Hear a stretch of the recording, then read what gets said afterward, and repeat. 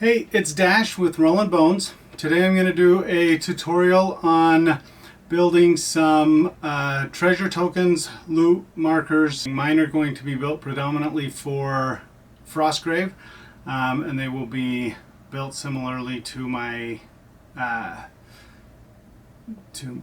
warband. And so we will go through that, and I'm going to build a few chests with treasure spilling out of them, as well as some just piles of treasure. There are other tutorials like these out there. If you go to Black Magic Craft, Jeremy does some there, as well as Tabletop Witchcraft does some. If you want a more in-depth look at these, then I would check out those channels and check out their loot tokens. Anyway, let's get started. So for the treasure chests, I'm using 1/2-inch insulation foam. I get this stuff at Lowe's. If I'm building something that requires a thicker foam, I'll use the 1-inch foam, pink foam, and I pick up that at Home Depot. This I'm just going to cut out using centimeters. I know that that's weird, but it's the measurement that works best for the size that I'm looking for. So my treasure chests are going to be 2 centimeters wide by 2 centimeters long by 1 centimeter high by 1/2 inch wide. So I will get started with that. So just marking out my measurements. Here, cutting it, just remember to have sharp blades and watch your fingers. Shallow passes work best. Then I will mark out the lengths and cut them. I want 4 pieces. So 1 piece of these will be used for the bottom of the chest, the other one will be used for the lid. If you were going to have your chest closed, then you could do them just 1 piece and do them almost twice the height without making a difference, but that's not what I wanted. So these 2 will be my tops, these 2 will be my chests. So I'm going to mark out my inside of my chests here so that I can carve these out, and this way they can be show a little bit of depth when I put the treasure in them. I'm going to carve out both sides, top and bottom. So once we have our tops and our bottoms done, then we can move on to shaping the top. There's much better ways to do this than how I am, but if you want to be more precise, but I just never get it that well. So I draw just on one side, just the arch of the top of the chest. I don't worry about carving or drawing it out on the other side, because I will not stay in the lines while I'm carving from this side. So then I cut this. I like to cut it with not round. I like to cut it in straight sections like that, so that it leaves what looks like the wood slats on the tops. Go through. Next, I will draw in the slats on the sides and on the bottoms, just to show the different pieces of wood that went into building this, and do the same thing on the top. Now that we have the slats carved in, we're ready to move on to texturing them. I like to use a wire brush. There's multiple ways to do that, but that's the way that I like that. Next, I cut cardstock for the banding. I cut 2 different sizes, one small one just for the top, and then some bigger one that I will angle to go around the sides. And this gives me my metal banding for the outside of the chest. So I'm going to glue it on. I'm using super glue. You want to be careful with super glue because it will eat foam, so you want to just use a little bit. You can use hot glue or tacky glue or regular Elmer's glue. I chose the super glue because it's a little cleaner and faster, but any of those things work for you. So right here I'm just doing the top, little bands to go over the top, the lid, and then I'm using the square band to go down the side. and then just using some scissors to cut it off, and sometimes you got to clean stuff up later. The problem with using hot glue is you get some wisps, and the problem with tacky glue and Elmer's glue is it just takes a little bit longer to dry. So the super glue, as long as you're careful with it, you should be okay, but you want to test and see how it's going to work for you on the foam that you're using. So super gluing some more banding around the top. Again, all the banding and everything on this project is up to you how you want to do it. Sometimes the banding's a little excessive, makes the project a little bulky, but for this one I wanted this banding to make them look more heavy duty chests, and so that's what I went with. Again, using super glue. So I have these game spinner pieces that I picked up at Joann's, and these are what I'm using for my hinges on my chests. You can use these, you can make your own. A lot of people just use the same cardstock or whatever they used for the banding. Other people will use like clock hands for stuff like this. So just having some of these things around is handy to have, and they go a long way with your projects. I like to use these for door hinges on when I'm doing like fantasy style door. So now I'm just going to bend these to the shape that I want them to have the lids open on these chests, and then just bending them both in the middle where the circle is, where the spinner would be, and then bending the tops back so that they will fit the door or the lid when it's open. So again, using super glue, be careful not to eat your foam, and make sure they're on there before you start your next gluing and shaping. Be careful if you're bending them while they're on the foam, because the foam is weak and could tear or indent, but if you're careful, you shouldn't have a problem. And there we have the hinges on the lid, and now I'm using some jewelry jumpers to make handles. You can make handles with the same thing you made the banding out of, but I like these as the handles. I use them for doorknobs on buildings as well.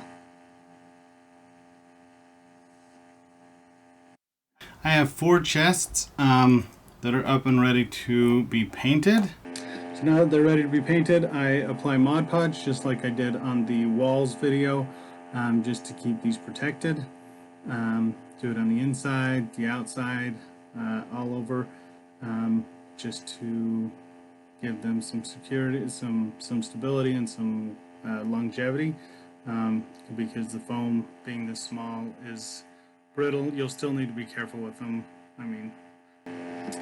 Then I'm going to glue these onto the bases that I'm using. I'm using some bases from some models that I didn't use the bases for. You can use whatever. If you can buy the little round pieces of wood at Hobby Lobby or any of those places and use those as bases. You don't even need to use bases, but for the treasure sticking out, I want to use that, so I wanted to have some bases for the treasure to spill out onto. But just using super glue to glue them down. So here I'm doing the same cobblestone effect that I did on my warband. You can do this different ways. Just decided to go with the same thing that I did there. I mentioned chests that you can use that come from other things. So chests like these are paper and plastic. They came from a game called Hero Quest, and that I've had kicking around for a long time. I've always been going to go back and paint these, but just never have. And then this is from a Kickstarter I just was in that does a lot of paper terrain. And uh, called Battle Systems terrain, and they're nice, and you know, you can use those. These came from a little box set. Jesse has just printed some terrain markers, so again, you don't have to make these. You can print them, buy them, whatever, and you can use what, again, like everything in this game, you can use whatever you have. They don't have to actually be chests or anything like that. You can just use bottle lids, whatever, just to make your, I like these because I enjoy crafting. So here we're going to begin painting. I'm just using a brown color just for the chests, and just painting the wood. I'm not being too careful because I'll paint the rest of it later. Now I'm painting the banding, just putting some silver on there. I'm going to dirty that up a little bit later. Now I'm adding some copper color to the silver just to make it look worn and like it's been out in the elements. And there's a lot of ways to do that, but that's the simple. Now I'm adding my wash, just the same mixture that I used before, that I got from Black Magic Craft. If you have questions about it, I can go into detail for it or direct you to the video where he shows this wash. I'm now dry brushing with just a light brown, just hitting the wood areas and going against the grain. I'm going to attempt something I haven't done before, and I'm going to mix the treasure that I'm wanting to use in here. So what I will be using are gold glitter, and other like gems and things like that, as well as a few things like some shields and things to just make the treasure piles look more diverse. But most of them will be this gold glitter. I looked for the round stuff. These are small, but I think they should work for coins and stuff like that, and we will attempt to make these look like treasure piles, like money falling out of these. So let's get started. For this, we put in the glitter. I have no idea how much to put in. And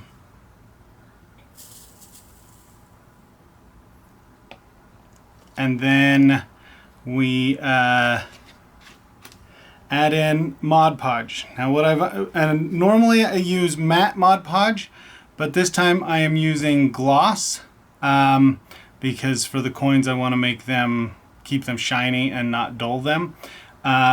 Even though the boxes are beat up in this, I want the treasure inside and the items to look good because they were protected by the magic of Frostgrave, and so I want to keep this stuff shiny. Not very much Mod Podge goes a long way with these, from what I understand, with these glitter, because there's not much weight to the glitter, so you don't want to add too much Mod Podge in with it. So we will start with much less than I think I will need, and we will go from there. So this is the consistency I've got it to. I'm going to try that. Like I said, I've never done this before, so we will see what we get. I'm going to start with one of these chests that's open.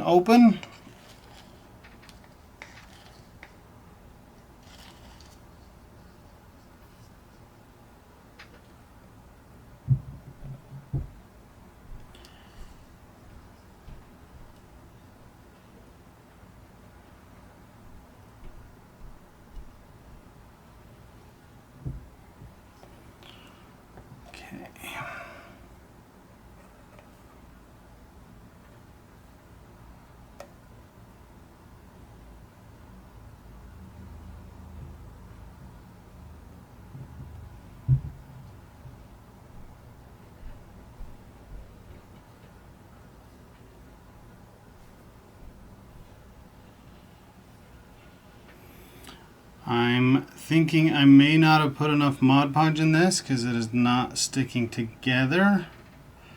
So we will let this dry and see how that works and maybe come back with some more. Adding gold into the other chests with a little bit less Mod Podge, and seeing how that will work. And then adding gems to this to see how they work. Let's do a treasure pile. So I'm going to have 2 of these that are just piles of treasure that are not spilling out of a chest or anything. So let's bring some of that out onto here.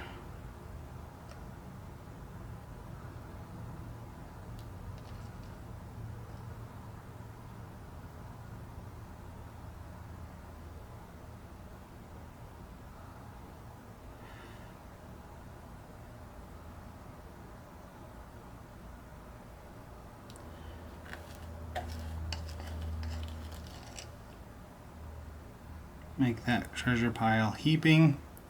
And then this one we will add shields to, but larger round shields, not like the other ones. And then just to give it a little bit of dynamic, I have just some little sword hilts and knife hilts and things, and I'm just gonna stick those in there just to make it look like there's maybe some enchanted weapons in with these shields in this treasure pile. Okay, and we will let that dry up. With my leftover glitter and stuff, I wanted to make these just so that I have some, not for Frostgrave, but just some treasure piles for whatever else I want to use them for. This one would be my number 1. It has 1 bow on it, or 1 quiver with arrows in it. This one would be my number 2. It has 2 shields on it. This one, again, if they were numbered, would be if I need numbered things, that will be number 3. It has 3 books on it. This one has 4 smaller shields on it. And then these 2, this one has 5 gems, and this one has 6, which I realized at the end it will be hard to tell those apart because they're both gems and their numbers right next to each other. But that's where we are with those. And then these are just the treasure piles. Now I'm adding the flock, so regular Elmer's glue, dipping it in my flock, and adding it to the chests and the cobblestones. Here are the finished treasure tokens. Each one's just a little bit different, and I am happy with how they turned out and the look of them. I think they will look good on the Frostgrave table. So that's my tutorial on loot tokens, treasure tokens, whatever you want to call them. Hope you enjoyed it. Hope you got some use out of this and you can use this in your games. Like I said, you can build things like this. You can find them out there, buy them, or 3D print them if you're into that stuff, or just use whatever you have. Like I said, bottle caps, whatever works.